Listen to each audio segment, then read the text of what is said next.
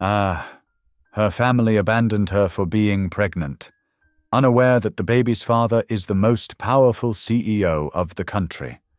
She was thrown out of her own home for carrying a child they called a shame. With nothing but faith and a newborn, she raised her son in poverty, believing the father chose power over love. Years later, fate pulls her into the very company run by the man blamed for destroying her family's life.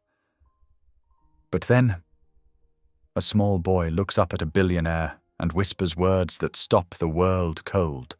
A hidden heir, a powerful enemy, and a truth that could ignite a corporate war. Was the man she hated really the villain? Or was he protecting them all along from something far worse? Tell me in the comments where you're watching from right now, and if this story speaks to you, make sure you hit subscribe so you don't miss the next one. The cicada's persistent hum filled the heavy summer air as Hannah Brooks stood motionless on the worn wooden porch of her childhood home.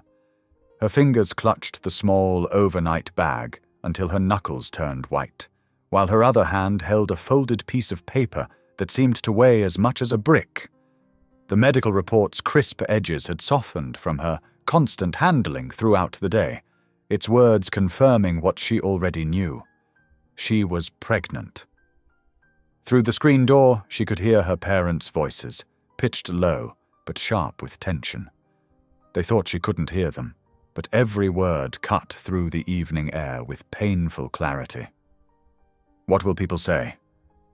Her father's voice trembled with barely contained fury. "We raised her better than this. The shame of it.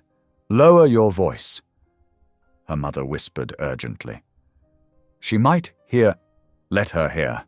My God, 30 years of building respect in this community, 30 years of being a model family, and now this?"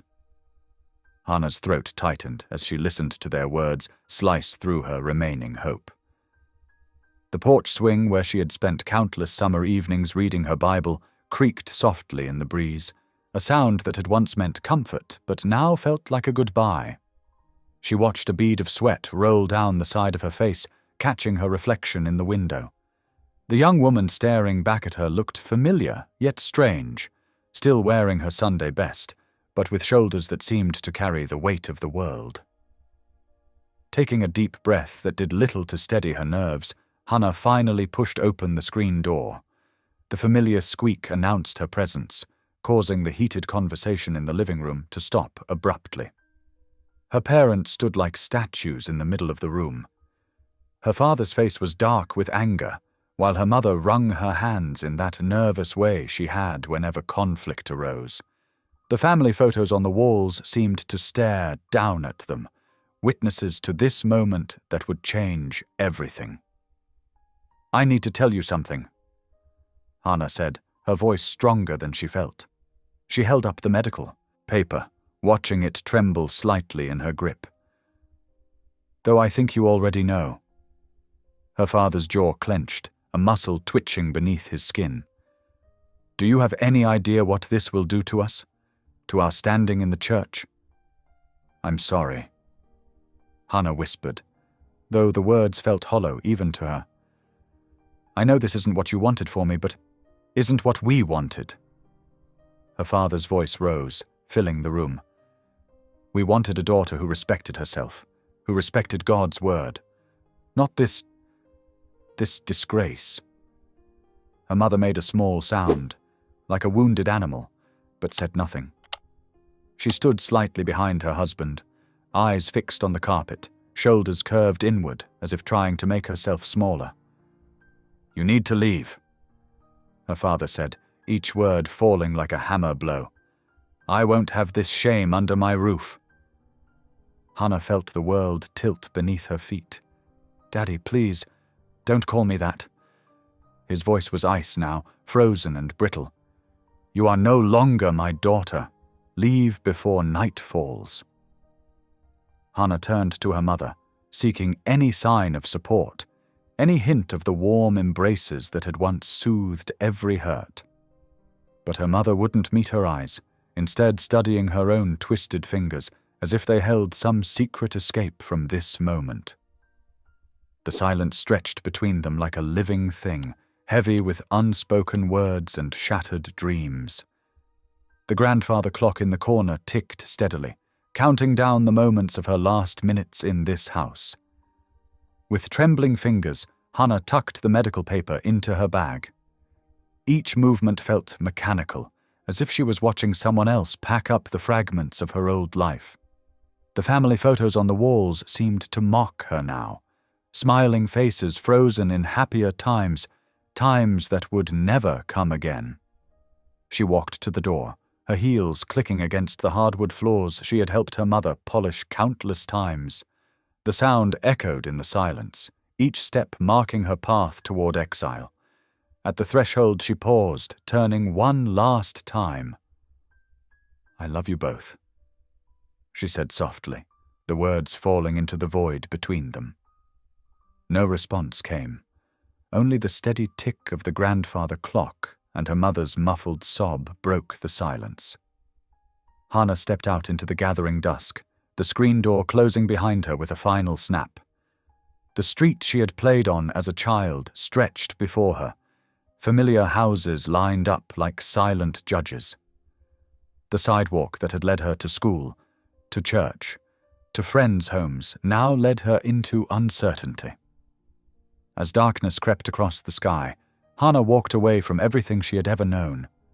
Her sensible shoes carried her past the Johnsons' house where she had babysat their children, past the maple tree where she had learned to ride her bike, past the corner where the ice cream truck used to stop.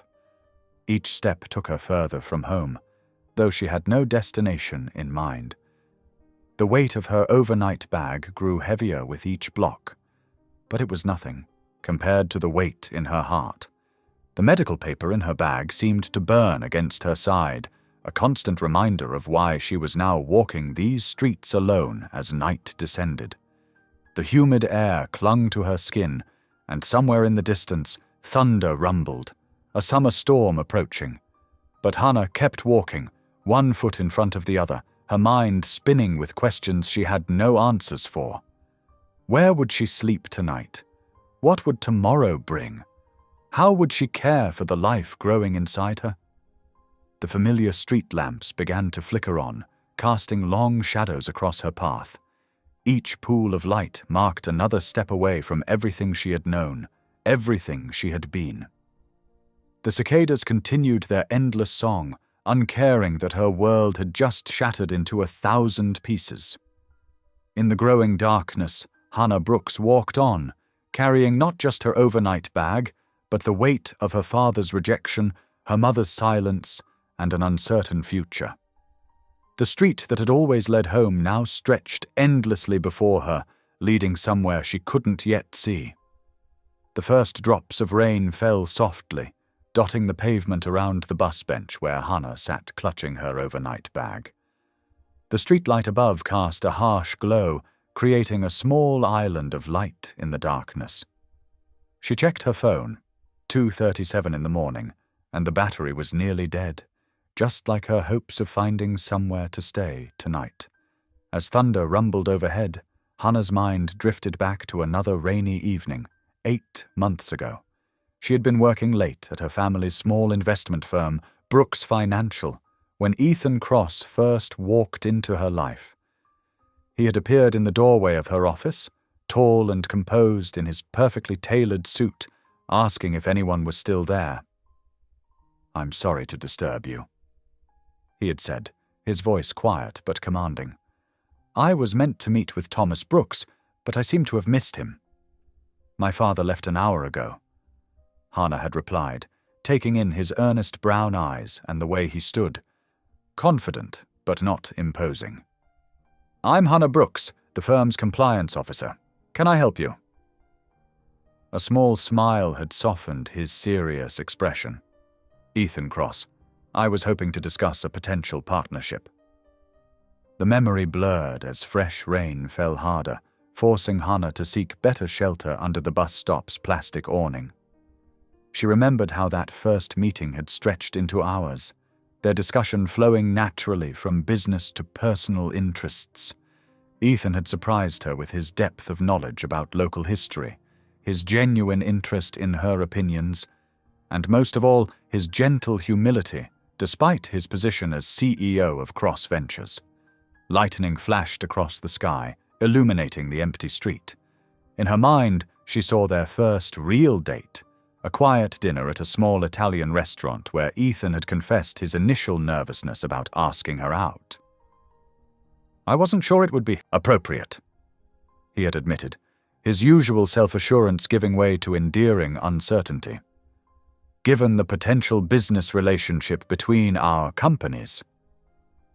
Hannah had teased him then, feeling bold in the warm candlelight.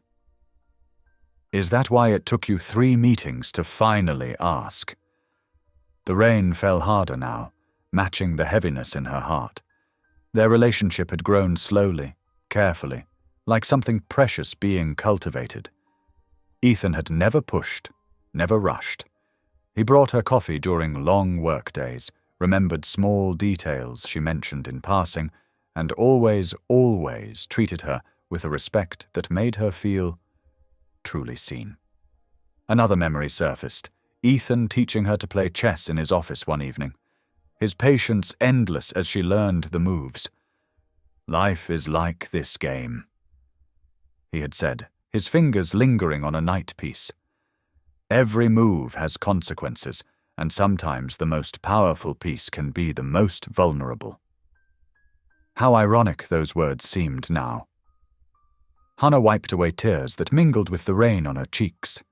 She remembered the day everything changed, 3 months ago, when the headlines broke. Cross Ventures in hostile takeover bid. Her father had burst into her office, face ashen, clutching a newspaper. "Did you know about this?" he had demanded, throwing the paper on her desk. "Did your precious Ethan tell you he was planning to destroy us?" She hadn't known, hadn't suspected. The takeover had been swift and merciless. Brooks Financial, along with several other small firms, had been swallowed up in what the media called an aggressive market consolidation. Ethan had vanished from her life as suddenly as he had appeared, leaving no explanation, no goodbye, just a deafening silence and unanswered calls. Hannah shivered, pulling her light jacket tighter around her shoulders. The memory of those weeks was still raw. Watching her father's life's work crumble, seeing their family name dragged through financial news headlines. She had defended Ethan at first, certain there must be some explanation, some misunderstanding. But as days turned to weeks with no word from him, her faith had wavered. The last time she had seen him was through the glass walls of his office tower, standing at the window, high above the street. She had gone there, desperate for answers, but security had stopped her in the lobby. Looking up, she had seen him turn away from the window, disappearing into the corporate fortress he had chosen over her. Now, sitting alone in the pre-dawn darkness, Hannah's hand drifted to her stomach. The reality of her situation pressed in from all sides. Homeless, familyless, and carrying a child whose father had proved power meant more to him than love.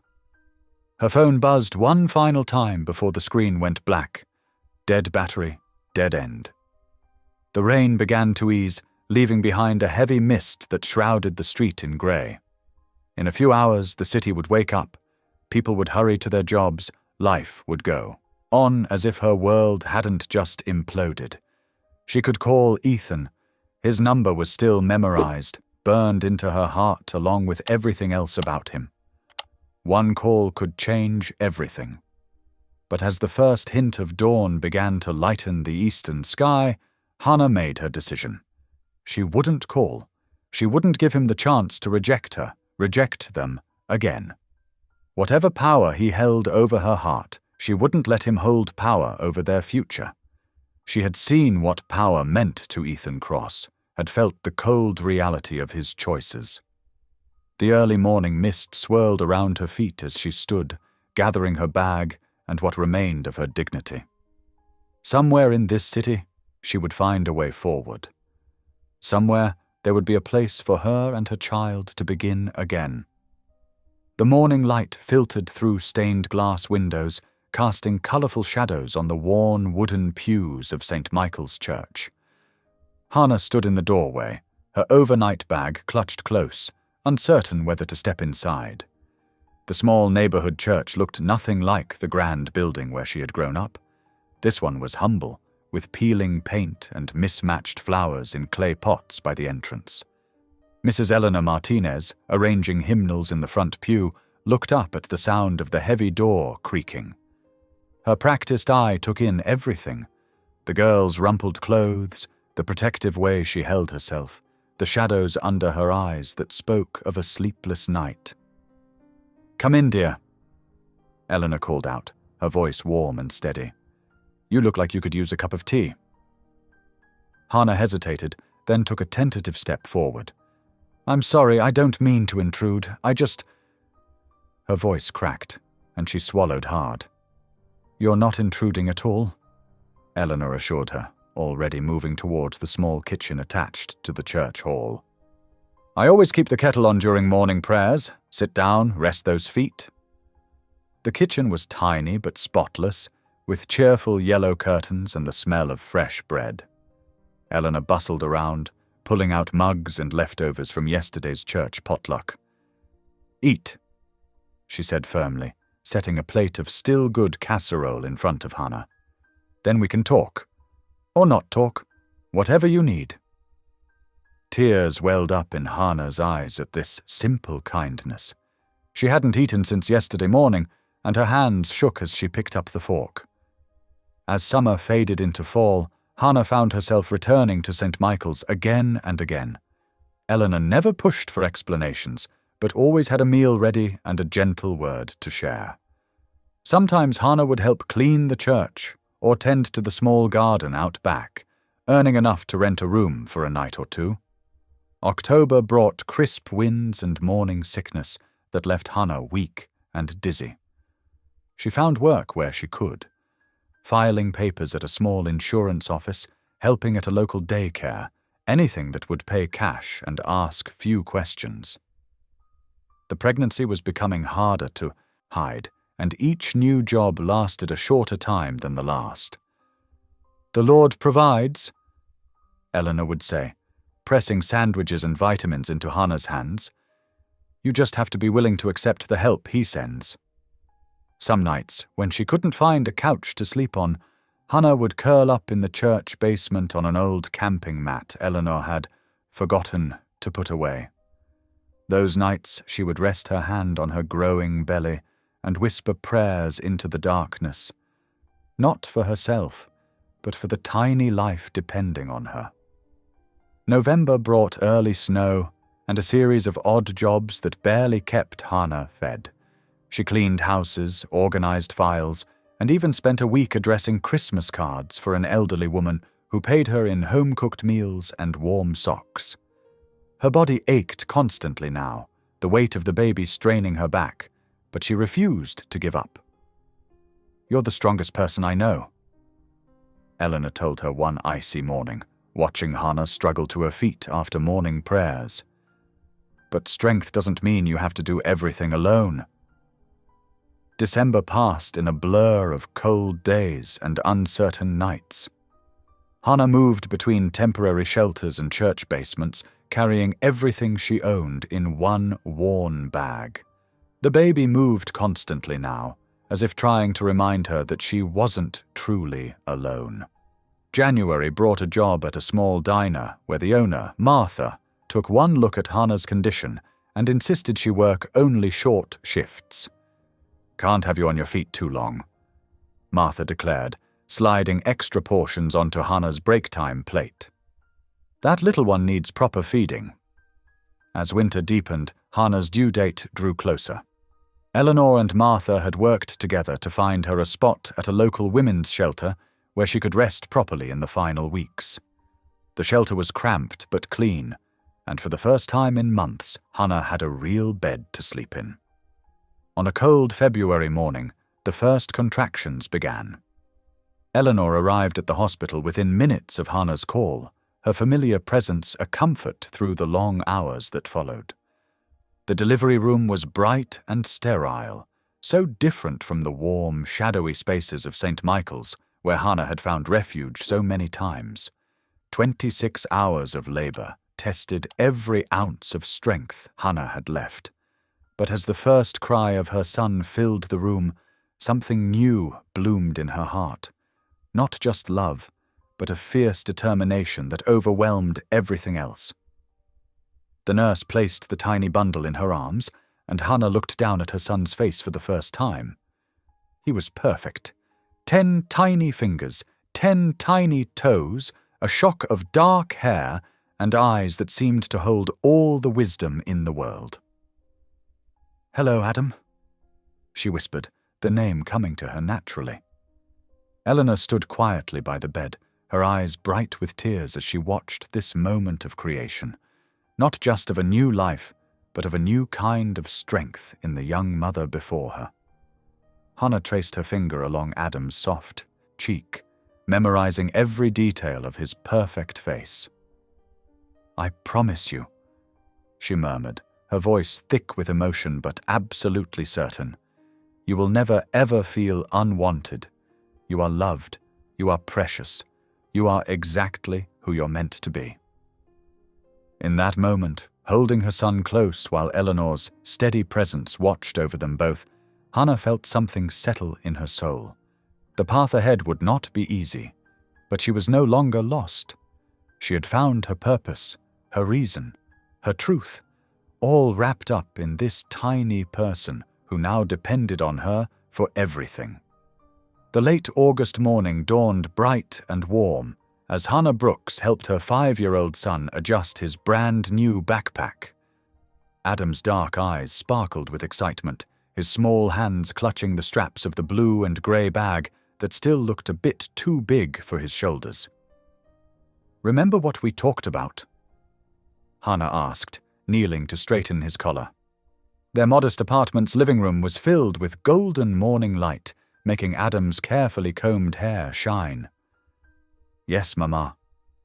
He nodded solemnly. "Be kind to everyone. Listen to the teacher. And remember, Jesus loves me."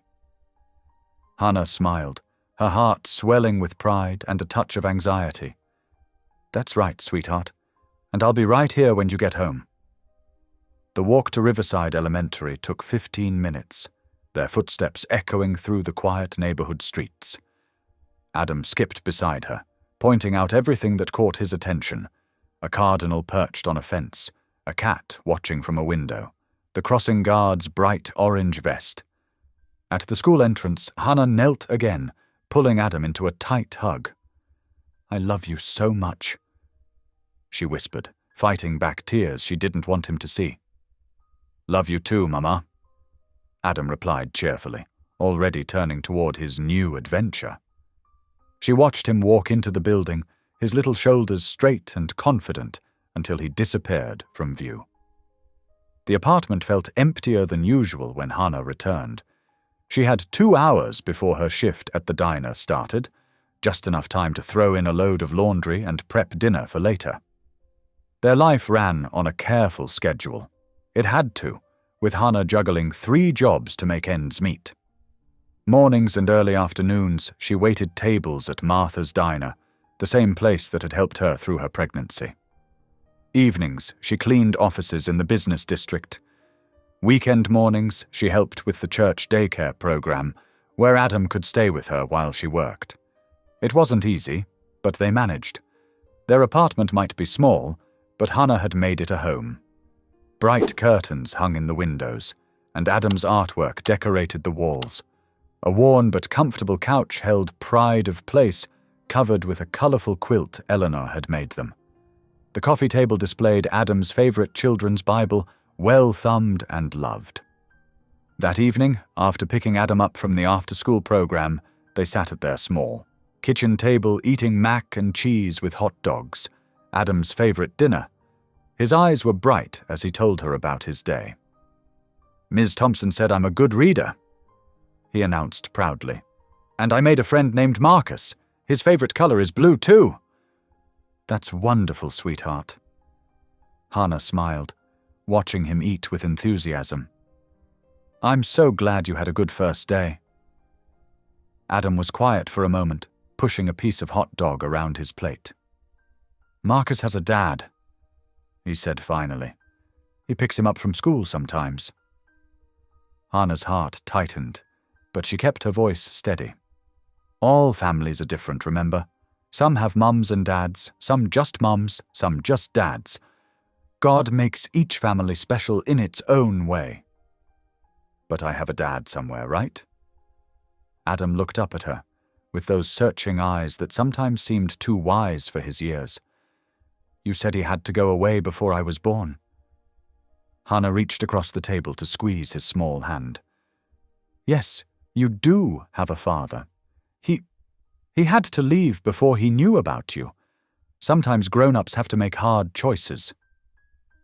"Was he nice?" Adam asked softly. Hannah thought carefully before answering, as she always did when these questions came up. She never wanted to lie to her son, but she also needed to protect him from complications he was too young to understand. "He was very kind," she said finally. "And smart. You have his eyes, you know." This seemed to satisfy Adam for the moment, and he returned to his dinner with renewed interest. But Hannah's mind drifted to memories she usually kept locked away. Ethan's gentle smile, his quiet strength, the way his eyes had crinkled at the corners when he laughed. She pushed the thoughts aside, focusing instead on Adam's cheerful chatter about his new classroom. Later that night, after stories and prayers and tucking Adam into bed, Hannah stood in his doorway watching him sleep. Moonlight filtered through the curtains, casting soft shadows across his peaceful face. In these quiet moments, she could see traces of Ethan in their son's features, the shape of his nose, the curve of his cheek, those expressive dark eyes. She hadn't spoken Ethan's name aloud in over 5 years, not even in her prayers. The corporate scandal that had torn them apart had faded from the news, but the pain still lingered. Sometimes she wondered if Ethan ever thought about her, if he had any idea about the amazing little boy who shared his blood. Adam stirred in his sleep, clutching his stuffed bear closer. Hannah's heart ached with love and uncertainty. She had always tried to answer his questions about his father honestly but carefully, protecting him from the complicated truth of abandonment and betrayal. But as he grew older and more perceptive, she wondered if her protection was becoming a different kind of burden. Was she right to keep the full truth hidden? To never speak Ethan's name? To let Adam believe his father simply had to leave rather than chose to leave? The questions weighed heavily on her heart as she watched her son's peaceful sleep. The room was quiet except for Adam's soft breathing and the distant sounds of city traffic. On his bedroom wall, a children's prayer hung in a simple frame. "God is love." The words seemed to glow in the moonlight, a reminder of the faith that had carried them through so many difficult days. Hannah pulled Adam's door partly closed, leaving it open just enough for the hallway light to peek through, just as he liked it. In the stillness of their home, she carried her questions with her like a familiar weight, wondering, as she often did, if the line between protection and concealment was thinner than she thought. Monday morning arrived with a mix of early autumn sunshine and crisp air. Hannah adjusted her simple black blazer, a thrift store find she saved for interviews, and checked her reflection one last time in the hallway mirror. Her dark hair was neatly pulled back, her makeup minimal but professional. She had to make a good impression today. "You look pretty, Mummy," Adam said from where he sat at their small kitchen table, finishing his cereal. "Thank you, sweetheart." Hannah smiled, dropping a kiss on top of his head. "Now remember, Mrs. Martinez will pick you up from school today. I have that new job to start." "The cleaning one?" Adam asked, milk dripping from his spoon. "Yes, but it's a supervisor position. That means I'll be in charge of making sure everything gets cleaned properly." She tried to keep the worry from her voice. The temporary position would pay significantly better than her current jobs, and they desperately needed the money. Winter was coming, and Adam was growing so fast he needed new clothes. After dropping Adam at school, Hannah took 2 buses to reach the gleaming office tower in the heart of downtown. The building stretched towards the sky, its windows reflecting the morning light like mirrors. She straightened her shoulders and walked through the revolving door into the massive lobby. The security guard directed her to check in at the front desk. As Hannah approached, her eyes drifted to the large bronze letters mounted on the wall behind the reception area. Cross Global Industries. Her heart stopped. The world seemed to tilt sideways as memories crashed over her like a wave. Ethan, the name she hadn't spoken in 6 years, the company that had destroyed her family's business during that brutal takeover. She gripped the edge of the desk, trying to steady herself. "Mom, can I help you?" The receptionist's voice brought her back to the present. "Yes, Hannah's throat felt dry. "I'm here to start work with the cleaning service. Hannah Brooks." While the receptionist checked her paperwork, Hannah's mind raced. She couldn't work here, not in his building, not where she might see him. But the reality of her bank account and Adam's needs crashed through her panic. They needed this job. She couldn't let old wounds cost them this opportunity. The morning passed in a blur of training sessions and paperwork. Hannah threw herself into learning the protocols and schedules, trying to ignore the knot in her stomach every time she saw the company logo. She hadn't seen Ethan, and the building was huge. Maybe she never would. But fate had other plans. That afternoon, her phone buzzed with a text from Mrs. Martinez. "Sorry, emergency with my mother. Can't pick up Adam today." Hannah's heart sank. Her shift didn't end until 7 o'clock, and it was too late to find another sitter. After several frantic calls, she realized she had no choice.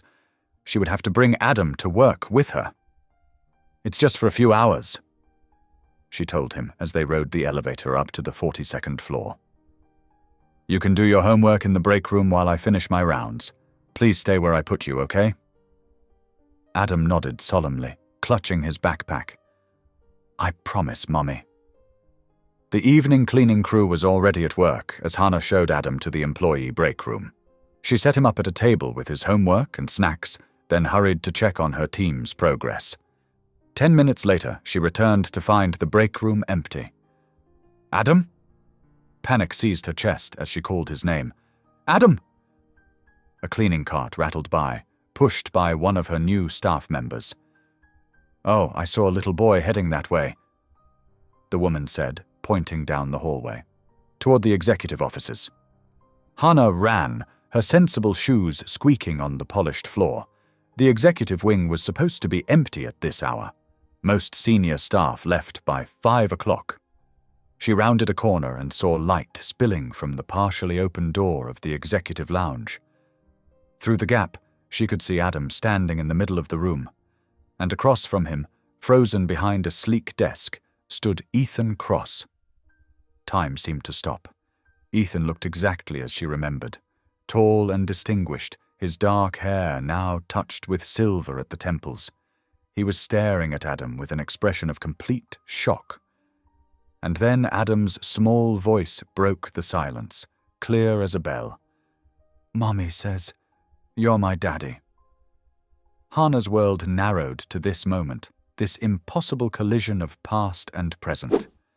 She watched as Ethan's face drained of color, his eyes moving from Adam's face to her son's dark eyes, so like his own, to the familiar shape of the nose they shared. The truth hung in the air between them, undeniable and irrevocable. In the heavy silence, Hannah could hear her own heartbeat thundering in her ears as she watched Ethan Cross come face to face with the son he never knew existed. The silence that followed Adam's declaration lasted only seconds before it was shattered by the thunder of approaching footsteps. 2 security guards burst into the executive lounge, their boots squeaking against the polished floor. "Mr. Cross, sir, we noticed unauthorized movement on this floor and—" The first guard stopped mid-sentence, taking in the scene before him. Ethan raised one hand, his face a mask of careful control. "Everything's fine." His voice was steady, but Hannah could hear the strain beneath it. "Please leave us." "Sir, protocol requires—" "I said leave us!" This time, there was steel in his tone. "All of you out, now." The guards exchanged uncertain glances but backed away, closing the door behind them. The click of the latch echoed in the renewed silence. Adam, sensing the tension, moved closer to Hannah. She wrapped her arm around his shoulders protectively, feeling him trembling slightly against her side. "Adam, sweetheart," she said softly, "can you wait just outside the door for Mummy? I need to talk to Mr. Cross for a minute." Her son looked up at her with worried eyes, then over at Ethan, who still hadn't moved from behind his desk. After a moment's hesitation, Adam nodded and slipped out into the hallway. As soon as the door closed behind him, Ethan spoke. "How old is he?" 6. Hannah answered, her voice tight. Ethan's fingers pressed against his desk until his knuckles turned white. 6 years. 6 years, and you never told me?" The anger that had been simmering beneath Hannah's surface for years finally boiled over. "Told you? When exactly should I have told you, Ethan? When you were orchestrating the takeover that destroyed my family's company? Or maybe when you disappeared without a word?" "I never knew you were pregnant," he said, his voice rising slightly. "How could I have known? You didn't stick around long enough to find out, did you?" Hannah's laugh was bitter. "One minute you were there, making promises about our future, and the next, nothing. Just headlines about how Cross Global had acquired Brooks Manufacturing in a hostile takeover." Ethan came around the desk, his movements careful, as if approaching a wounded animal. "Hannah, listen to me. That's not how it happened. I tried to stop the takeover when I found out—" "Stop." Hannah held up her hand. "I don't want to hear your excuses. Not after 6 years. Not after everything I've been through." "Everything you've been through?" Ethan's controlled facade cracked slightly. "What about what our son has been through, growing up without knowing his father?" "Don't you dare!" Hannah hissed. "Don't you dare try to make me feel guilty. You have no idea what it's been like. My father threw me out when I told him I was pregnant. I had nothing, no home, no family, no support. I've worked 3 jobs just to keep a roof over our heads. Where were you then?" The color drained from Ethan's face. "Your father threw you out?" "Yes, and now here you are, probably planning to throw us out too. Well, save yourself the trouble. We'll be gone by morning." "That's not—" Ethan ran a hand through his hair in frustration. "I need to know for certain. You understand that, don't you? I need to verify a DNA test." Hannah's voice was ice. "Look at him, Ethan. Look at his eyes, his nose, the way he holds himself. But fine. You want proof? Let's get proof." Ethan reached for his phone, his fingers flying over the keypad. "Dr. Matthews," he said when someone answered. "I need you to come to the office immediately. Yes, now. And bring a DNA testing kit. This requires absolute discretion." While they waited, the silence between them grew thick and heavy. Hannah paced the length of the room, while Ethan stood by the window, staring out at the city lights. Neither of them spoke when Dr. Matthews arrived, a distinguished older man who performed the test quickly and quietly, first swabbing Ethan's cheek, then calling Adam in to do the same. "The results will be ready by morning," Dr. Matthews said as he packed up his equipment. "I'll handle this personally, Mr. Cross. Complete confidentiality." As the doctor left, Hannah gathered Adam's backpack. "We're leaving now. I'll be back tomorrow for my shift, and then you can tell me what you intend to do about all this." "Hannah, wait." Ethan started forward, but stopped when she flinched away from him. "No, we've said enough for one night." She took Adam's hand, noting how quiet and confused he looked. "Say goodbye, Adam." "Goodbye, Mr. Cross," Adam said softly, looking back over his shoulder as Hannah led him from the room. The ride home in the taxi was silent. Adam fell asleep against her side, exhausted by the evening's events. Hannah stared out the window at the passing streets, her mind racing. She knew what would happen next. Ethan would try to erase them, to protect his precious company's reputation. He would probably offer her money to disappear, to keep quiet about Adam's existence.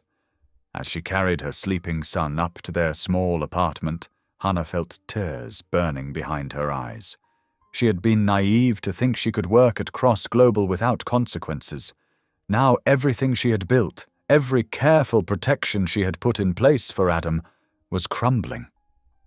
She lay awake all night, watching the shadows move across her ceiling as the sky gradually lightened outside.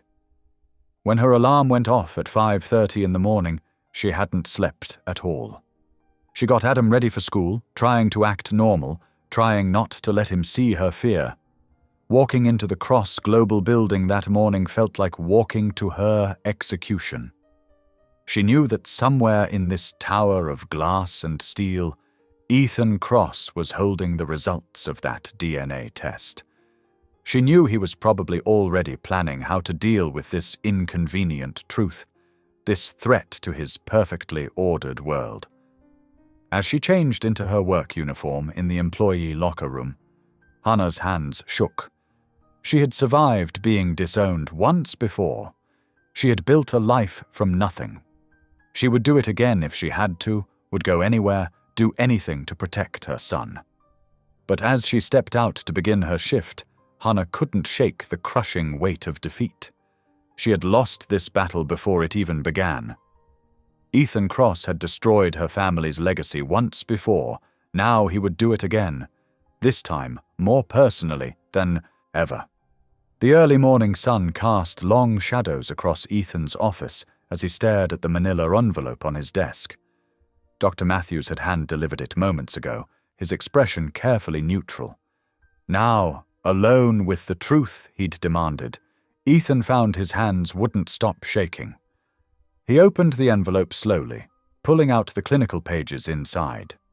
His eyes scanned the medical terminology until they landed on the conclusion. 99.999% probability of paternity confirmed. Ethan sank into his chair, the paper crackling in his grip. The words blurred as tears filled his eyes, not tears of anger or denial, but of profound grief for all the years lost. 6 years. He had missed 6 years of his son's life. Adam's face flashed in his mind, those familiar eyes, that serious little expression so like his own. How had he not known? How had he lost so much without even realizing what was being taken from him? Standing abruptly, Ethan walked to the wall of windows overlooking the city. The skyline stretched out before him, a testament to everything he'd built, everything he'd thought mattered. Now it all felt hollow, meaningless compared to what he'd unknowingly sacrificed. His intercom buzzed. "Mr. Cross, the archived files you requested from legal storage have arrived." "Send them in," he replied, his voice rough. 3 boxes were wheeled in on a cart, records from the hostile takeover 6 years ago that had destroyed Hannah's family business and torn them apart. He'd never fully investigated what happened back then, too focused on saving his own company from collapse. But now, with the weight of his son's existence pressing on his conscience, he needed answers. Hour after hour, Ethan combed through old documents, emails, and meeting minutes. His office grew darker as the day waned, but he barely noticed, too absorbed in connecting dots he should have seen years ago. There, an email chain showing Victor Hale had been secretly buying up shares of both companies months before the crisis. Here, evidence that Hale's team had planted false information about impending bankruptcy.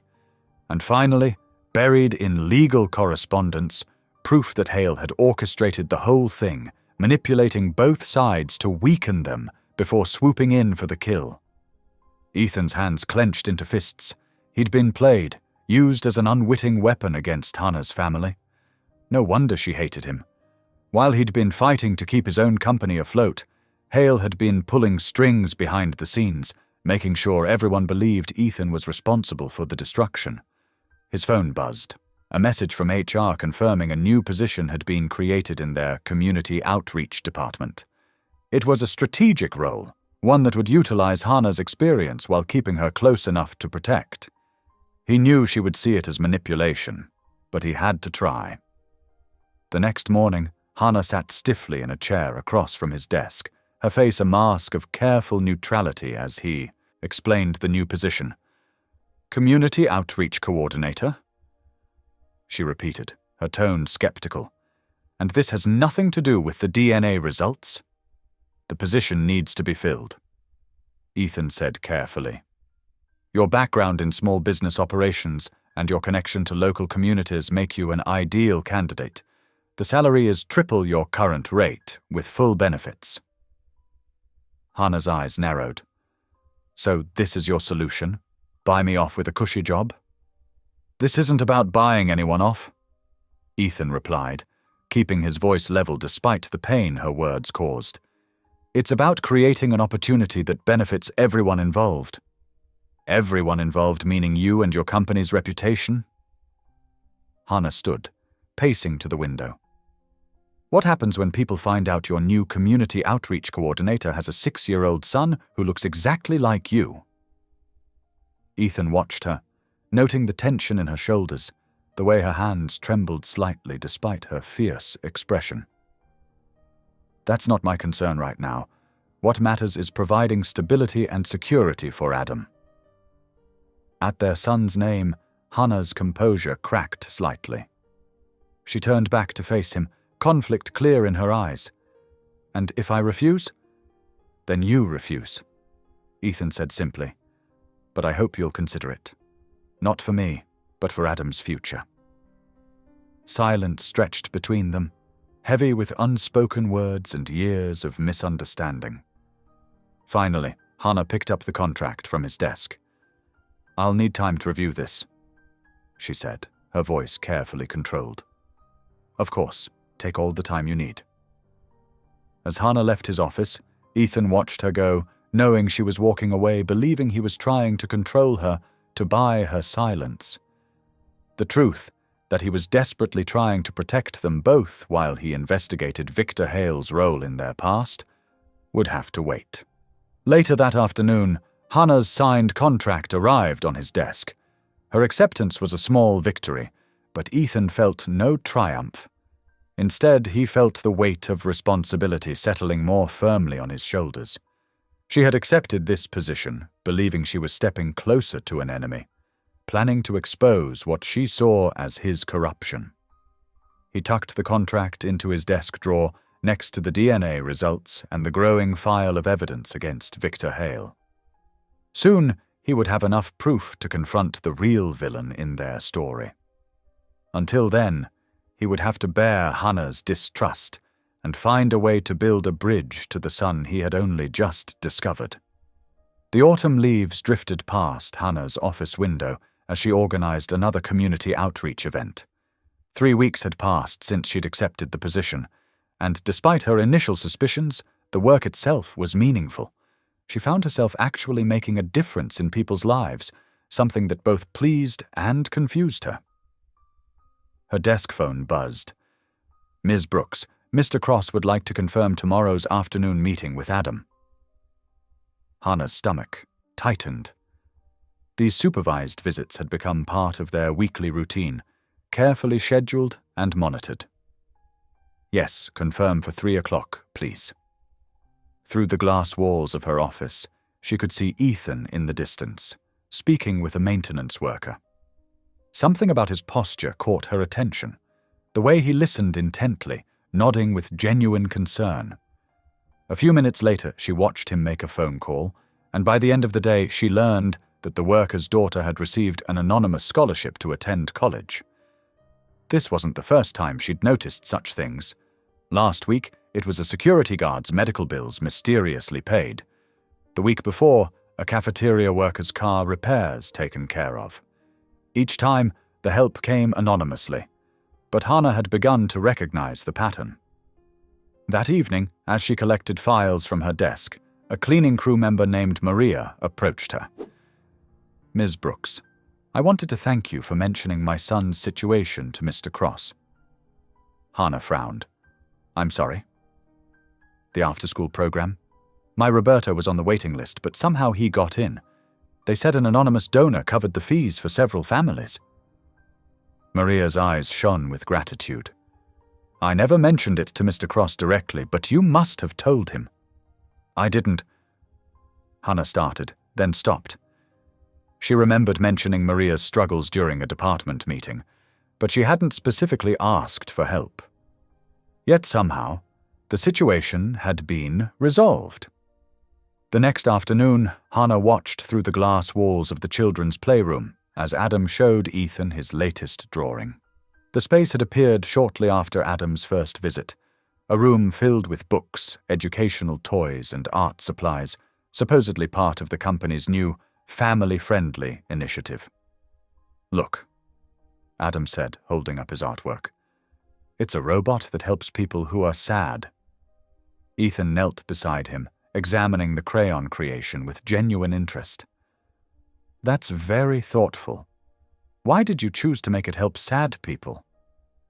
"Because sometimes people are sad, but they don't want to tell anybody," Adam replied, his innocent wisdom making both adults pause.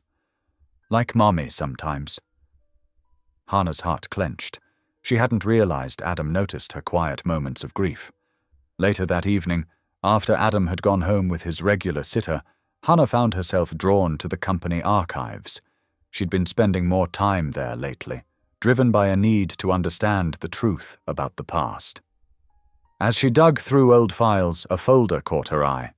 Inside were dozens of emails and proposals from 6 years ago, all from Ethan, all attempting to find alternative solutions to the corporate crisis. She read proposal after proposal for joint ventures, restructuring plans, and compromise solutions that could have saved both companies. Her hands trembled as she read an urgent email from Ethan to the board. "There must be another way. This hostile takeover will destroy families, careers, and community trust. I propose an immediate meeting to discuss alternative solutions." The timestamp showed it was sent just days before everything fell apart, before her family lost everything, before she lost him. Unable to contain her confusion any longer, Hannah marched to Ethan's office. It was late, but she knew he would still be there. He always was. "You tried to stop it," she said without preamble, dropping the folder on his desk. "All this time I thought you were behind everything, but you were fighting against it." Ethan looked up slowly, his expression guarded. "Yes, I tried. I failed." "Why didn't you tell me? Why did you let me believe you were responsible?" He stood, moving to the window. "By the time I realized what was really happening, it was too late. The damage was done. You were gone." "What was really happening?" Hannah pressed. "There's more, isn't there? Something you're not telling me." Ethan turned to face her, conflict evident in his eyes. "Hannah, some truths are dangerous, especially now with Adam involved. Don't use our son as an excuse," she said, but her voice lacked its usual anger. "I've seen you these past weeks, the way you help people quietly, expecting nothing in return, the way you are with Adam. You're not the monster I made you out to be, are you?" "I made mistakes," Ethan admitted, "but hurting you, hurting your family, was never my intention. I just couldn't see the bigger picture until it was too late." Hannah sank into a chair, suddenly exhausted. "All these years I've held on to this hatred, this certainty that you deliberately destroyed everything I loved. But watching you with Adam, seeing how you treat others when you think no one is looking—" She met his gaze. "I'm not sure I know what to believe anymore." "Believe in what you see now," Ethan said quietly. "The past is complicated, but how I care for our son, that's simple truth." Hannah stood, gathering her composure. "I should go. Adam's waiting." As she walked to her car that evening, her mind swirled with conflicting thoughts.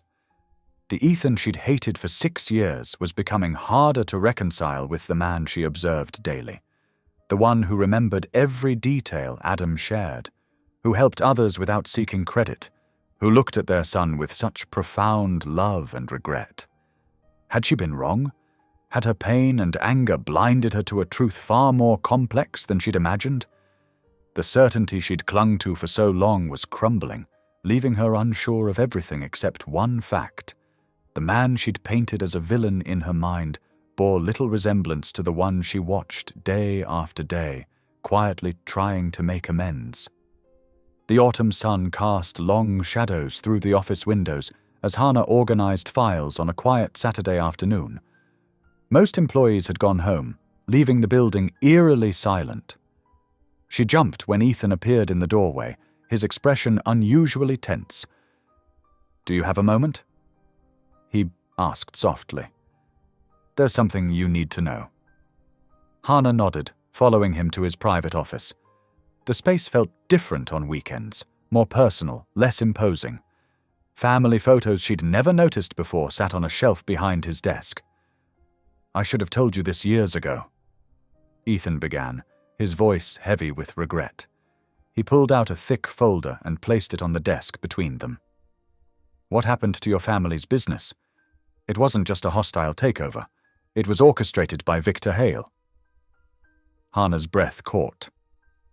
"Victor Hale? The man who now runs half our competitors' operations, yes." Ethan spread out documents across his desk. He engineered everything. The stock manipulation, the false reports, the smear campaign against your father's company. He made it look like I was behind it all. Hannah's hands trembled as she picked up the papers. Financial records, emails, and surveillance photos painted a devastating picture of calculated destruction. He had people on the inside. Ethan continued. They planted evidence, altered documents, silenced anyone who tried to speak up. By the time I understood what was happening, the damage was done. He'd positioned everything to make me look responsible. "But why?" Hannah whispered, her voice breaking. "Why target us?" "Your family's company held patents he wanted, but more than that, he wanted to prove he could destroy anything in his path." Ethan's jaw tightened. "When I tried to fight back, he threatened to expose corruption that would have sent innocent people to prison, people who had no idea what was really happening."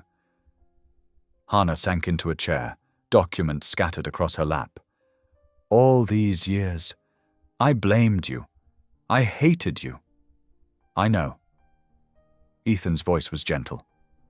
"And I let you, because keeping you angry at me was safer than letting you become a target." She looked up sharply. "What do you mean?"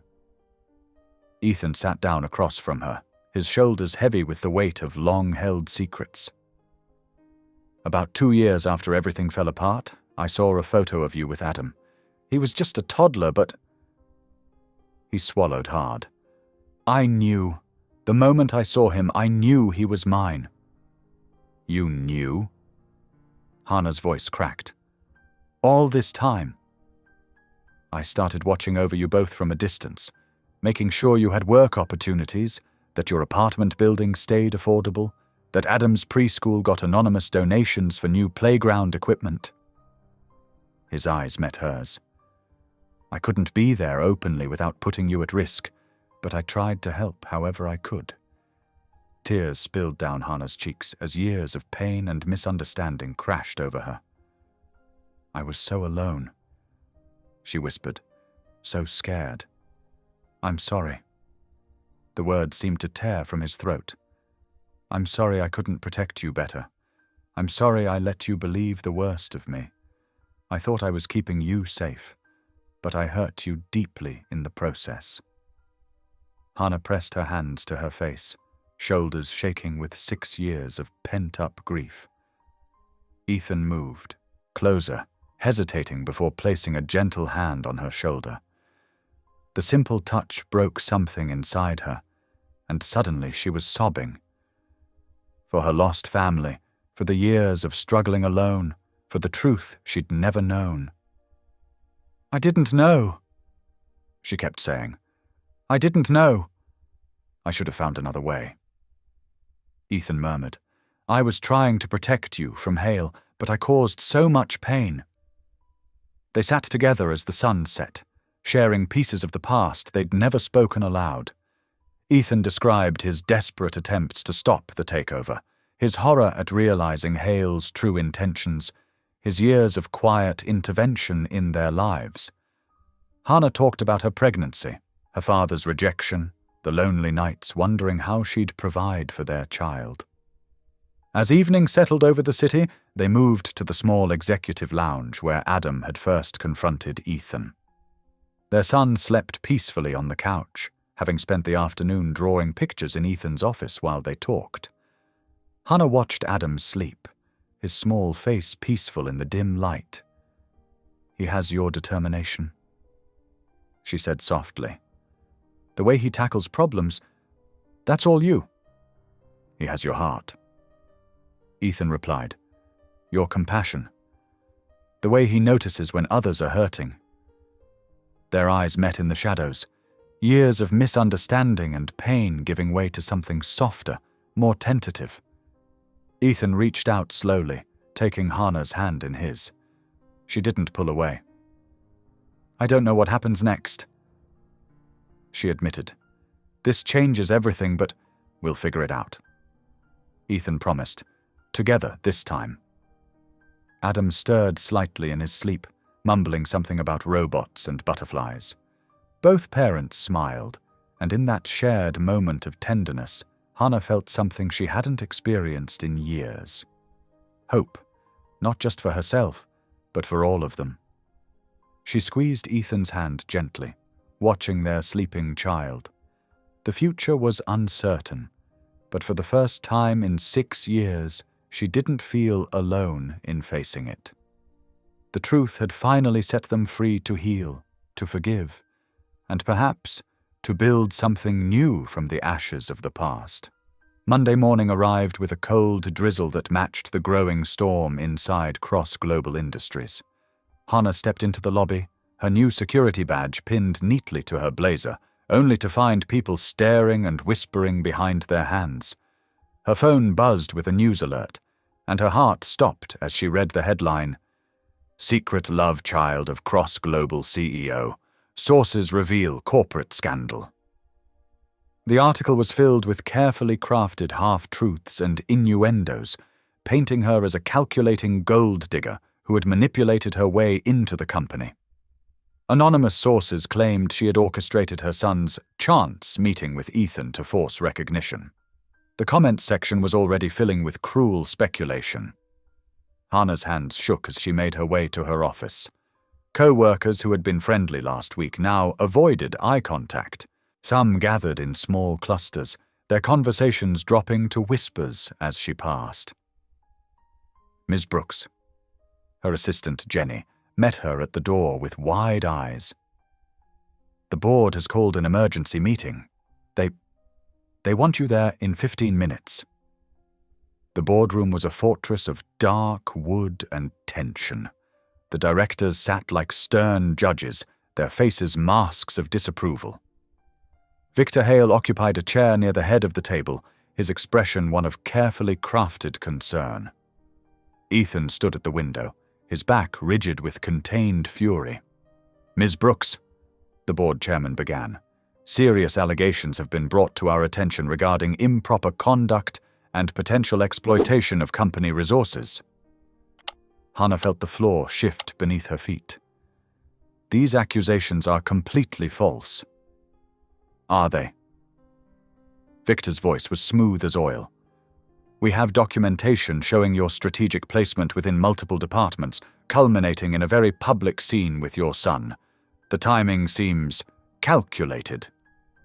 "I never," Hannah started, but the chairman cut her off. "Mr. Cross, as CEO, you need to address these allegations immediately. The media is already running with the story."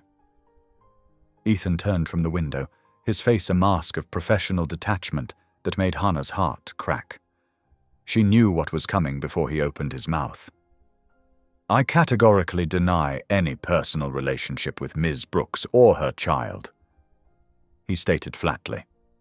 "These rumors are baseless and potentially damaging to the company's reputation. I recommend immediate termination of her employment to prevent further speculation." The words fell like ice between them. Hannah stood frozen, understanding the impossible choice he faced, but feeling the betrayal cut deep nonetheless. "Security will escort you out," the chairman said. "Your personal items will be shipped to you." 2 guards appeared at her side.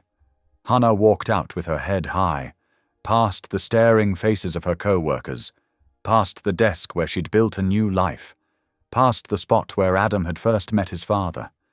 She didn't let herself cry until she was alone in her car. The day crawled by in a haze of pain and worry. Hannah's phone buzzed constantly with messages from reporters and old acquaintances seeking gossip. She turned it off, trying to shield Adam from the storm, but the modern world had other plans. That evening, as she prepared dinner, she heard a small sob from the living room. Adam sat hunched over her tablet, tears streaming down his face as he read comments on a news site. "They're saying mean things about you, Mommy," he whispered. "They're calling me bad names. They say I ruined everything." Hannah's heart shattered. She swept Adam into her arms, holding him close as he cried against her shoulder. "None of this is your fault, baby. Not one bit. But if I hadn't talked to Daddy that night, listen to me." Hannah pulled back to look into his eyes, so like his father's. "You did nothing wrong. Sometimes grown-ups do mean things because they're scared or angry, but that's not your fault. I heard Mrs. Chen at school telling another teacher that we're troublemakers." Adam hiccuped. "And Tommy's mum won't let him come to my birthday party anymore." Hannah rocked him gently, her own tears falling into his dark hair. All the faith she'd rebuilt over the years, all the trust in God's plan, felt like ashes in her mouth. How could she explain to her innocent child why people could be so cruel? How could she make him understand that love shouldn't hurt like this? "I wish I'd never found out about Daddy," Adam whispered, his small body shaking with sobs. "I wish we could go back to before." Hannah couldn't answer. She just held him tighter, feeling his tears soak through her shirt, wondering how many more times her child would have to pay for the sins and fears of others. In the growing darkness of their small apartment, she rocked her son and prayed for strength she wasn't sure she had anymore. The cruel comments and accusations flickered on the abandoned tablet screen, casting shadows on the wall like the ghosts of all their broken dreams. Outside, the rain continued to fall, matching the quiet tears of a mother and child whose world had been shaken to its core. The morning sun cast long shadows through the stained glass windows of St. Mary's Church, painting the wooden pews in soft ribbons of colour. Hannah stood at the entrance, her hand resting on the weathered door frame where she had first sought refuge all those years ago. The familiar scent of wood polish and old hymnals wrapped around her like a comforting embrace. Sister Margaret looked up from arranging flowers at the altar, her lined face breaking into a warm smile. "Hannah, is that really you?" Hannah's composure cracked at the sound of that gentle voice. Before she knew it, she was walking down the aisle, tears streaming down her face. Sister Margaret met her halfway, pulling her into a tight hug that smelled of lavender and fresh bread. "Oh, my dear girl," the older woman whispered. "Come to the kitchen. Some things are better discussed over tea." In the small church kitchen, where Hannah had once sorted donated canned goods during her pregnancy, Sister Margaret busied herself with an old ceramic teapot. The routine was exactly as Hannah remembered. 2 cups, 2 saucers, honey on the side. "I saw the news," Sister Margaret said quietly, setting the steaming cup in front of Hannah. "But I'd rather hear the truth from you." Hannah wrapped her hands around the warm cup, drawing comfort from its heat. "Everything's falling apart, sister. Just when I thought we were finding our way, when Adam was finally getting to know his father." Her voice broke. "Now he's hurting, and I can't protect him." Sister Margaret settled into her chair, her wise eyes full of understanding. "Tell me everything." For the next hour, Hannah poured out the whole story. The corporate takeover, Victor's manipulation, Ethan's discovery of Adam, and yesterday's brutal board meeting. The morning light crept across the linoleum floor as she spoke, her tea growing cold and forgotten. "I thought I was so sure about everything," Hannah confessed. "I thought I knew who the villains were, who had betrayed us. Now I don't know what to believe anymore." Sister Margaret reached across the table to squeeze her hand. "That's often how truth works, dear one. It doesn't arrive all at once like a lightning bolt.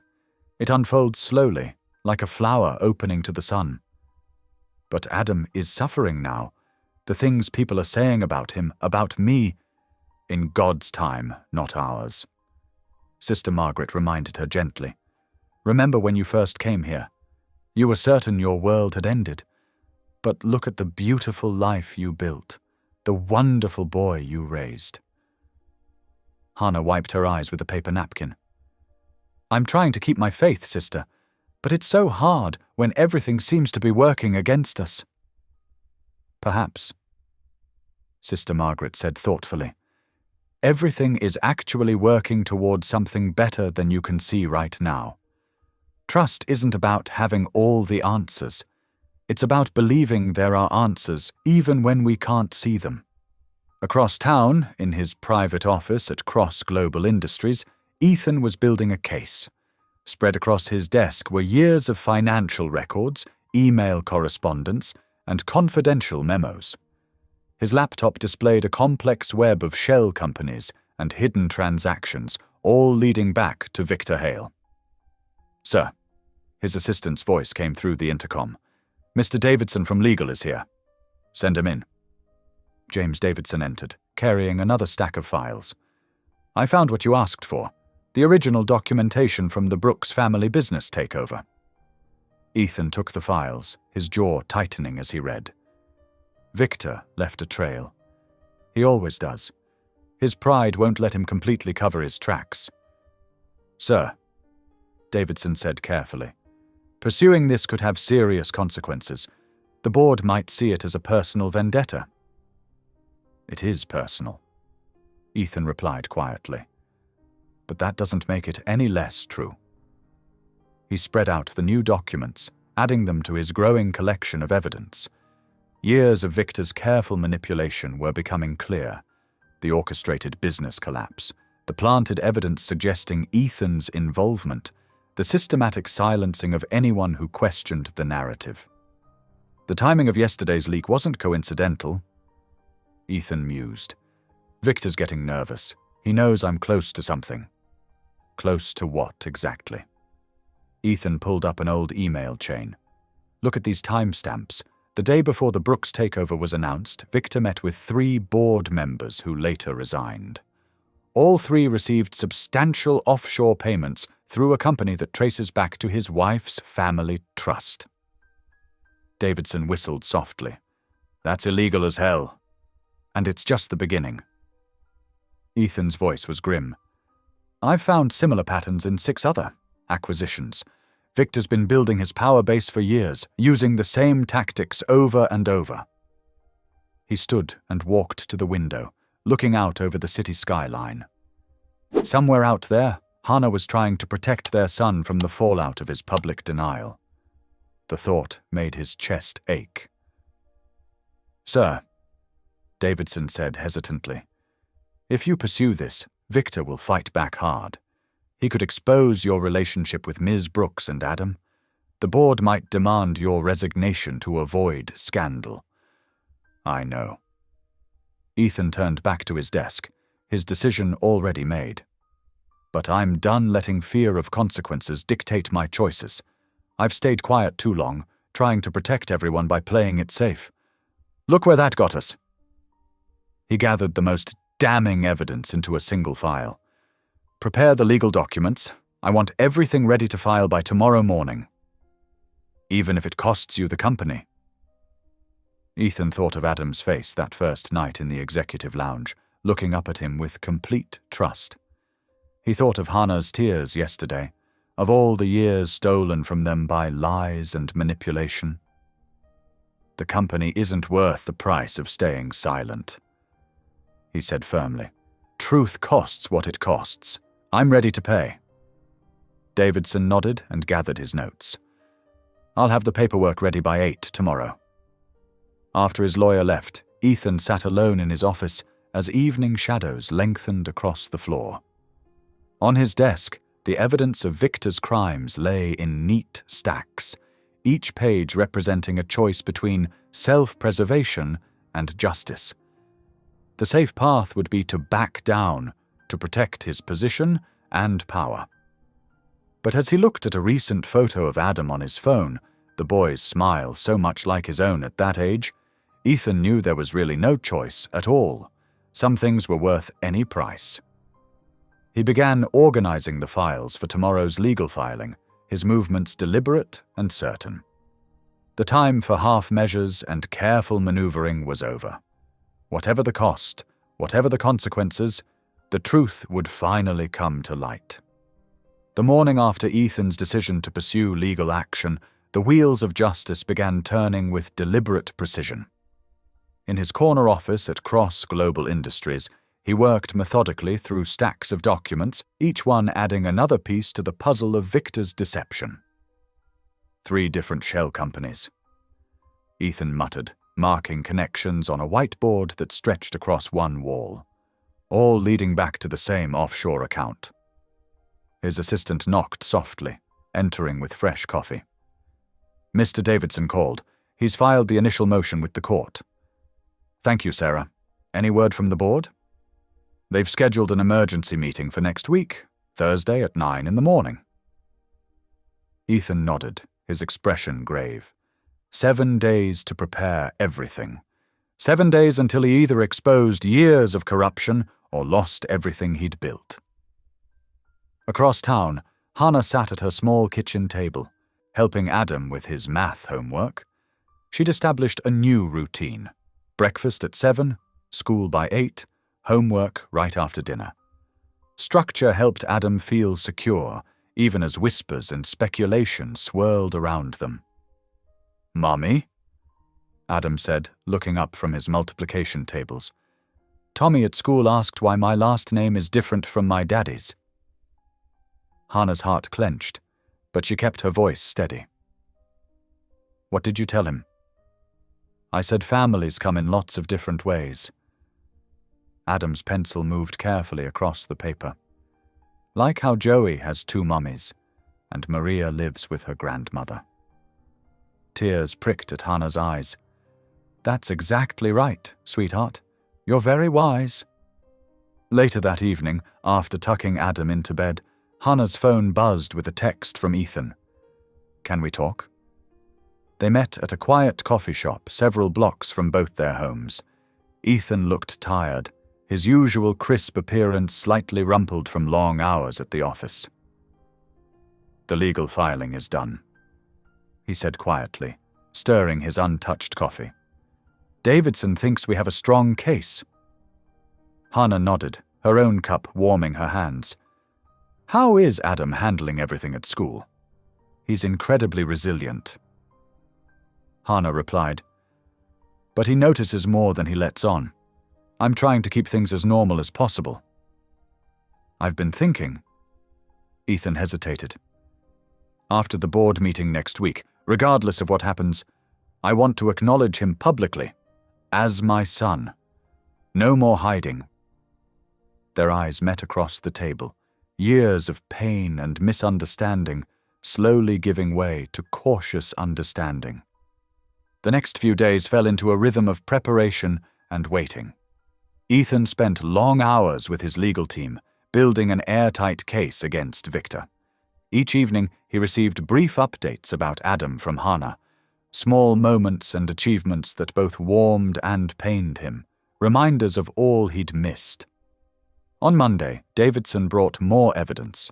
Emails proving Victor had deliberately misled the board about the Brooks family business valuation. He created artificial debt, Davidson explained, made it look like the company was failing when it wasn't. Ethan's fists clenched on his desk. Add it to the filing. Every piece matters now. Tuesday brought a warning from Sarah. Sir, there are rumors. The board members who usually support Victor have been meeting privately. Let them meet. Ethan replied.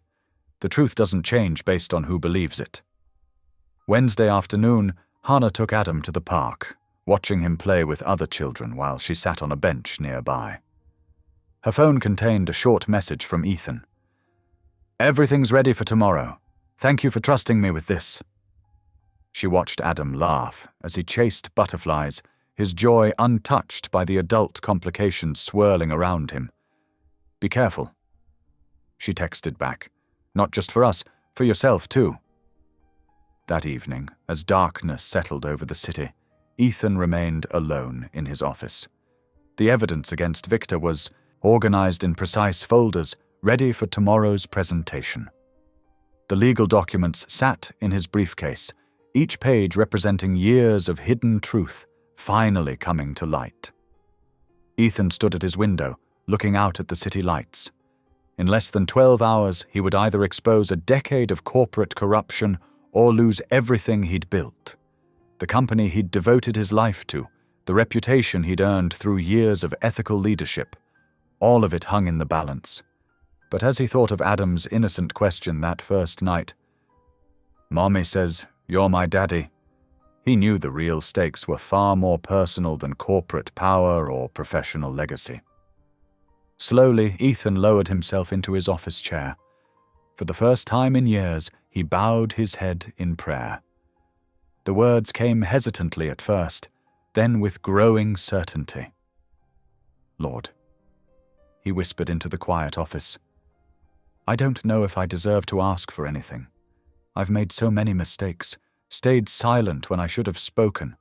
Let fear guide me instead of truth. He paused, gathering his thoughts. But tomorrow isn't about me. It's about a little boy who deserves to know his father without shame.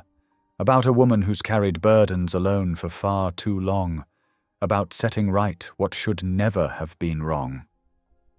His voice grew stronger, more certain. Whatever happens tomorrow, whether I keep this company or lose everything, let me be worthy of their trust. Let the truth be enough. The office remained silent after his last words faded. Outside, the city continued its nighttime rhythm, unaware of the changes tomorrow might bring. Ethan sat in the darkness, waiting for morning, ready at last to face whatever consequences truth might bring.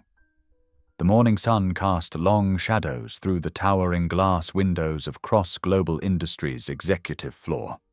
Board members filed into the mahogany-paneled conference room one by one, their faces tense with anticipation. The air felt thick with unspoken questions. Ethan stood at the head of the long table, his posture straight but not rigid. The evidence folders lay before him in precise order, each document representing a piece of the truth he'd carried for too long. Victor Hale sat opposite him, wearing his usual superior smile, though his eyes darted occasionally to the folders. Thank you all for coming. Ethan began, his voice steady. What I'm about to present will be difficult to hear, but it's time for the complete truth about events that have shaped this company's past and will determine its future. He opened the first folder, displaying financial records on the large screen behind him. 10 years ago, Cross Global Industries acquired Brooks Manufacturing through what appeared to be a standard hostile takeover. The reality was far different. Ethan methodically laid out the evidence. Fabricated debt statements, manipulated market analyses, falsified communications. With each revelation, Victor's smile grew thinner. Mr. Hale personally orchestrated a campaign to destroy Brooks Manufacturing. Ethan continued, not because it was failing, but because its success threatened his vision of corporate leadership. He paused, meeting Victor's gaze directly. A vision that, as these internal memos show, was heavily influenced by racial prejudice. Murmurs rippled through the room as Ethan displayed Victor's private communications. Racist comments about the Brooks family, strategies specifically designed to undermine minority-owned businesses, plans to maintain traditional corporate culture, code for discrimination that was now exposed in stark black and white. Victor's face had gone pale. "This is ridiculous," he snapped, a desperate attempt to— "I'm not finished." Ethan cut in quietly. "There's more." The next hour unfolded like a carefully orchestrated symphony of truth. Ethan presented witness statements from former employees who'd been silenced, bank records showing suspicious transfers, documentation of threatening messages sent to anyone who questioned Victor's methods.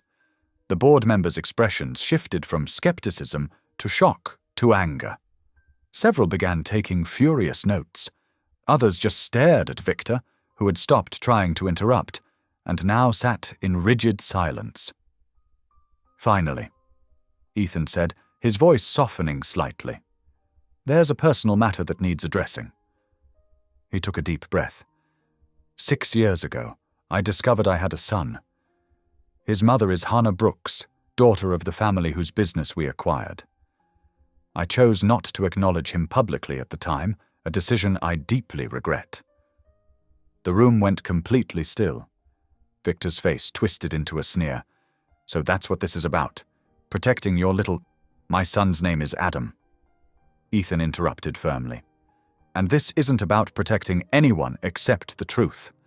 I'm acknowledging him now not as leverage or defense, but because he deserves to know his father stands for honesty, no matter the cost." The board chairman, Thomas Reynolds, cleared his throat. "These are extremely serious allegations, Mr. Cross, and the personal revelation—" He paused, choosing his words carefully. "What exactly are you asking of this board?" "I'm not asking anything," Ethan replied. "I'm fulfilling my duty as CEO to report criminal activity and ethical violations. The evidence has been provided to proper authorities. Mr. Hale's actions were not only morally wrong, but illegal. The choice before this board is simple. Stand with truth or continue enabling corruption." Victor surged to his feet. "This is absurd! You can't possibly—" The door opened. 2 police officers entered, followed by federal agents. "Victor Hale," one officer announced. "You're under arrest for corporate fraud, extortion, and criminal conspiracy." The next few minutes passed in a blur of activity. Victor being led away in handcuffs, his threats echoing down the hallway. Board members huddled in intense discussion. Phones buzzing with incoming messages as news began to spread. Ethan remained standing, his posture unchanged. He'd done what needed to be done. Whatever came next, whether he kept his position or lost everything, the weight of hidden truth no longer pressed on his shoulders. The board chairman approached him. "We'll need time to process all this, but preliminary votes suggest full support for your actions, Mr. Cross. The company's reputation may take a hit, but integrity matters more than stock prices." Ethan nodded. "Thank you, if you'll excuse me." He gathered his papers carefully, tucked them into his briefcase, and walked out of the conference room. The morning sun still streamed through the windows, but it felt different now, cleaner somehow, more hopeful. In the elevator, Ethan loosened his tie slightly. Years of carefully maintained control could finally ease. The truth was out. About Victor, about Adam, about everything. It felt like taking a full breath after years of shallow breathing. The lobby was buzzing with activity. News vans had already gathered outside, reporters positioning themselves for live updates. But Ethan didn't head toward the main entrance. Instead, he walked through a side door into a small courtyard. Standing in the fresh air, Ethan closed his eyes briefly. The morning sun warmed his face. Somewhere across the city, Adam was probably getting ready for school, innocent of the morning's events. Soon, very soon, Ethan would be able to acknowledge him proudly, without shadows or whispers. The burden was lifted. Not just the weight of Victor's crimes or corporate responsibility, but the personal weight of hidden truth. For the first time in years, Ethan stood in full daylight, nothing left to hide. The changes came gradually, like spring thawing winter's frost.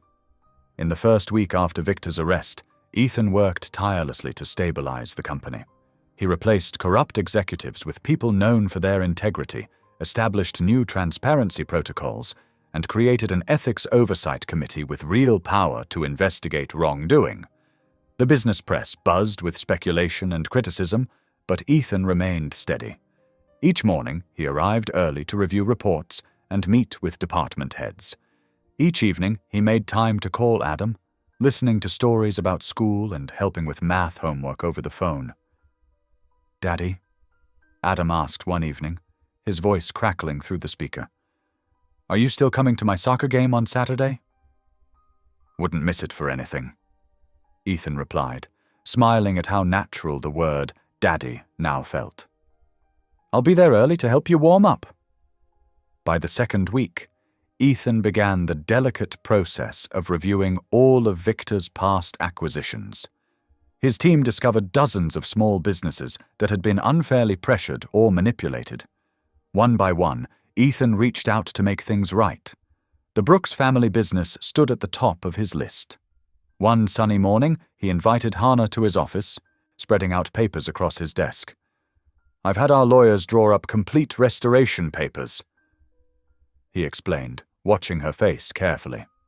"The business will be returned to your family's name, with additional compensation for lost revenue. You'll have full control of operations." Hannah stared at the documents, her hands trembling slightly. "This was my father's life's work," she whispered. "He built it from nothing. And now you can rebuild it even stronger." Ethan said softly, "With modern systems and expanded reach, if you want my help, I'm here. But the business will be entirely yours." Tears filled Hannah's eyes as she signed the papers. "Thank you," she managed. "Not just for this, but for everything." The restoration of the Brooks family business made headlines in the local papers. The story caught the attention of Hannah's parents, who had been wrestling with their own regrets for years. One evening, as Hannah was helping Adam with homework at their kitchen table, a knock came at the apartment door. She opened it to find her mother standing there, looking small and uncertain. "I saw the news," her mother said hesitantly. "About the business, and I've been watching from a distance, seeing how well you've done with Adam, how strong you've been." She paused, tears spilling over. "I'm so sorry, Hannah. We were wrong, so terribly wrong." Hannah stood frozen for a moment, years of pain warring with the ache of missing her family. Then Adam appeared beside her, peering curiously at the grandmother he'd never met. "Are you my grandma?" he asked directly, in that innocent way of his. "Mommy has your picture in her room. She looks at it sometimes when she's sad." Something in Hannah's heart softened at her son's words. She stepped back, opening the door wider. "Would you like to come in, Mom?" The reconciliation wasn't instant or easy. There were long conversations, painful memories to address, and trust to rebuild.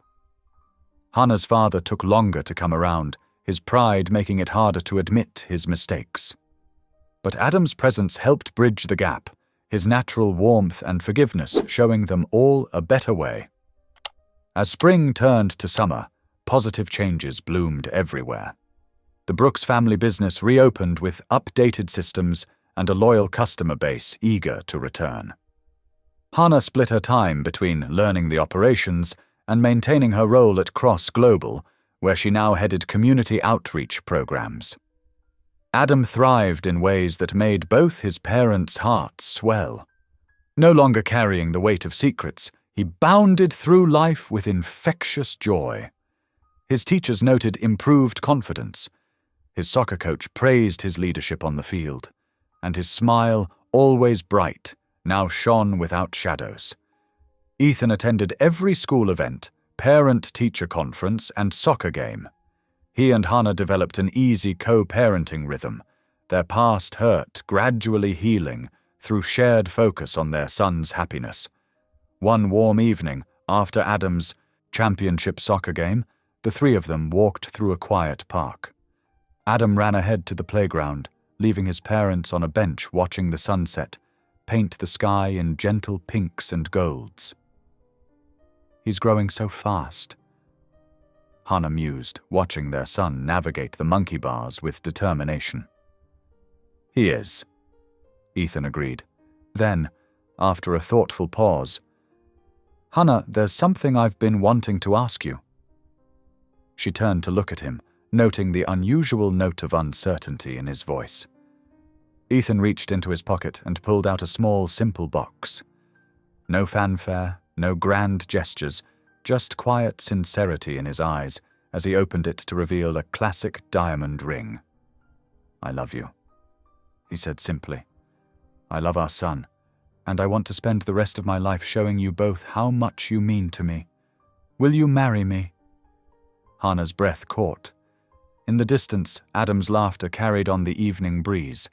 The setting sun warmed their faces. And in that moment, all the pieces of their broken past finally fell into place, making something new and beautiful. Tears sparkled in her eyes as she smiled. "Yes," she whispered. "Yes, I will." On the playground, Adam looked over and saw his parents hugging. He grinned, sensing something special in the moment, and went back to his climbing with the simple happiness of a child who knows he is deeply loved. The evening light softened around them, wrapping the little family in its gentle glow as they sat together on the park bench, talking quietly about the future they would build together. 3 months passed in a gentle blur of planning and preparation. The October morning dawned crisp and clear, painting the small church garden in shades of gold and amber. It was the same church that had sheltered Hannah during her darkest days, making the location deeply meaningful rather than merely scenic. Inside the modest chapel, only 40 guests filled the wooden pews. There were no elaborate flower arrangements or expensive decorations, just simple bouquets of white roses and autumn leaves gathered by Adam himself. Soft morning light filtered through the stained glass windows, casting warm patterns across the worn carpet runner. 6-year-old Adam stood proudly between his parents at the altar, wearing a new navy suit that matched his father's. He couldn't stop grinning as he held both their hands, occasionally squeezing them with barely contained excitement. Hannah wore an elegant but simple ivory dress, its clean lines reflecting the honest beauty of the moment. Her mother sat in the front row, dabbing at her eyes with a handkerchief. Behind her, Hannah's father watched with a mix of regret and pride, his stern facade softening as he observed his daughter's quiet joy. The ceremony itself was brief but heartfelt. When it came time for the vows, Ethan spoke first, his usual composure wavering slightly with emotion. "Hannah," he began, his voice carrying clearly through the hushed chapel, "I promise to spend every day making up for the time we lost, to always choose truth over pride and family over power, to be the husband and father you both deserve." He looked down at Adam, including him in the promise. "You've taught me what real strength looks like, not in boardrooms or business deals, but in forgiveness and faith." Hannah took a deep breath, squeezing Adam's small hand for courage before speaking her own vows. "Ethan, I promise to trust in the truth, even when it's harder than doubt, to believe in second chances and the power of healing, to build our future on hope instead of fear." Her voice grew stronger as she continued, "And I promise that our family will always be founded on love, understanding, and grace." Adam beamed up at both of them, his natural innocence adding pure joy to the solemn moment. When the minister asked for the rings, he proudly produced them from his pocket, handling them with exaggerated care that made the guests smile. As Ethan slipped the simple gold band onto Hannah's finger, she felt the weight of past pain finally lifting. This wasn't an ending written by bitterness or revenge, but a new beginning crafted from wisdom and forgiveness. After the ceremony, everyone gathered in the church fellowship hall for a modest reception.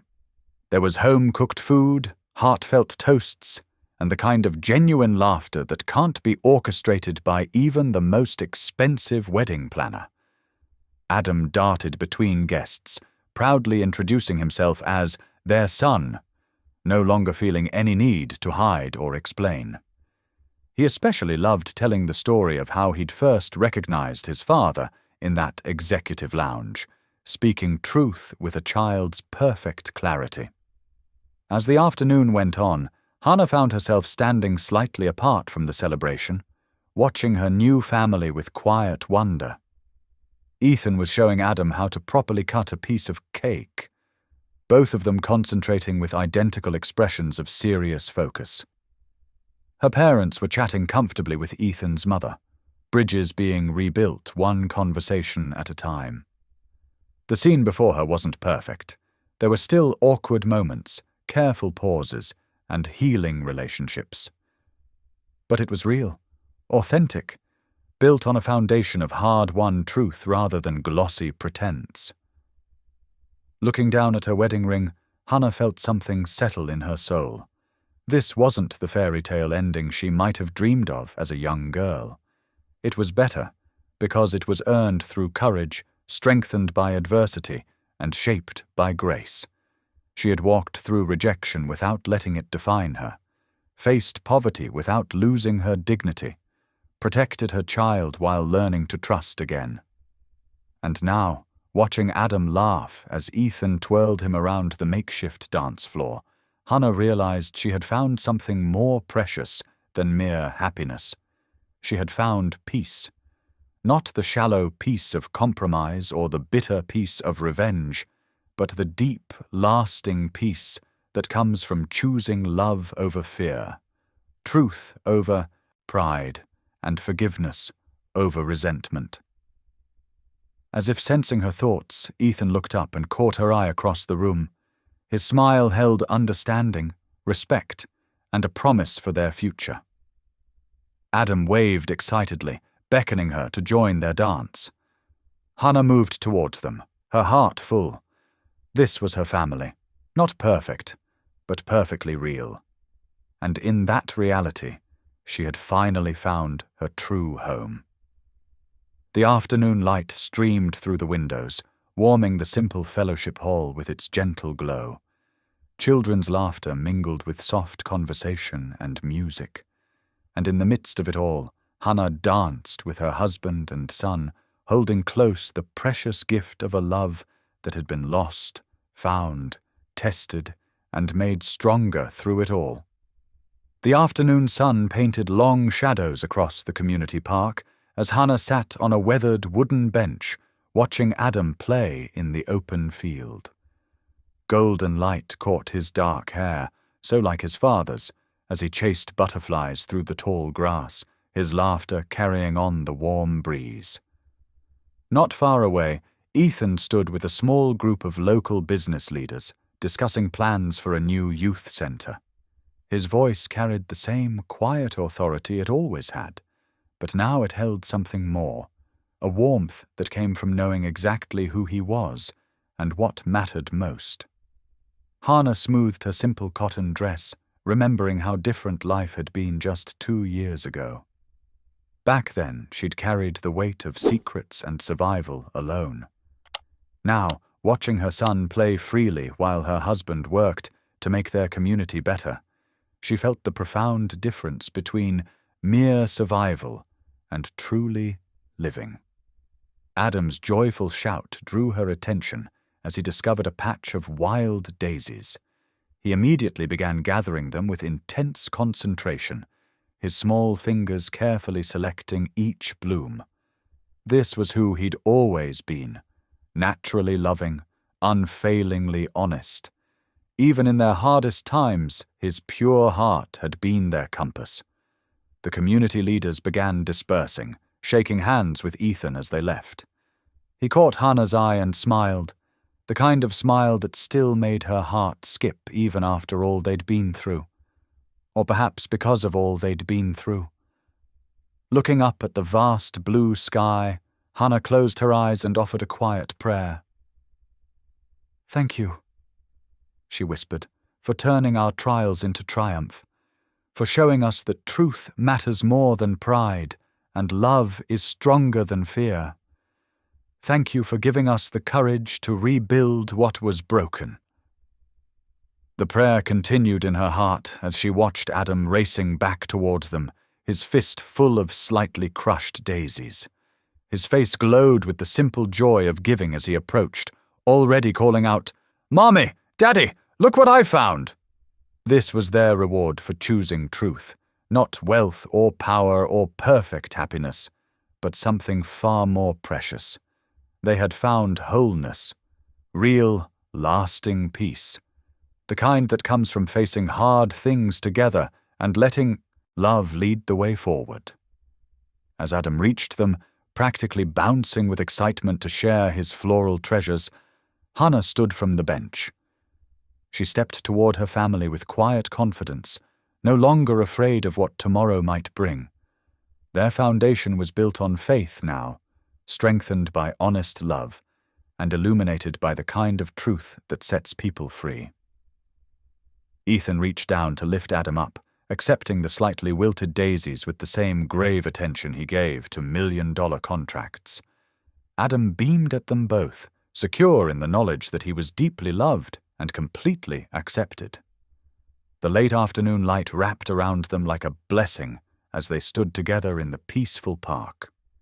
This was their story now, not a tale of loss and betrayal, but one of redemption and grace, of second chances and the courage to take them, of faith strong enough to overcome fear and love deep enough to heal old wounds. "Ready to head home?" Ethan asked softly, still holding Adam and his precious bouquet. Hannah nodded, her heart full of quiet gratitude.